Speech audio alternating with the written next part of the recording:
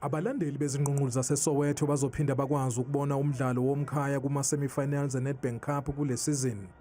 La maqembu awajwayele ukudlala azafike kulesi sigaba kule minyaka eyedlule. I-Kaizer Chiefs izobhekana ne-Orlando Pirates, impofana idlule sekuvalwe amehlo kwi-Royal AM nejwayele ukuyinika ubunzima emidlalweni obuseThekwini eChatsworth Stadium.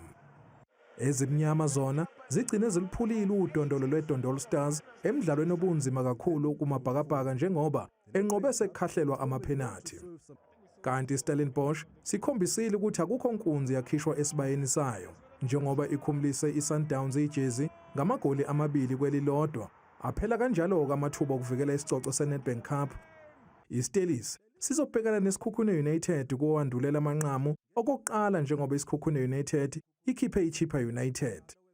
Imidlalo eyandulela amanqamu eNedbank Cup abhekwe ngabomvu ngenxa yokuthi izinkunzi zaseSoweto zifuna ukuyodlala emqhudelwaneni yeCAF ngesizini elandelayo.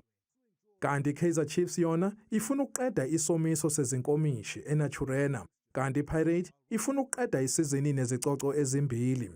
Izinkundla nezinsuku nezikhathi zale midlalo kusazoqinisekiswa. Amakhosi iwona agcina ukunqoba iDerby yaseSoweto emidlalweni weDStv Premiership neyanqoba ngomkhonto wagwaza ekhaya kumabhakabhaka.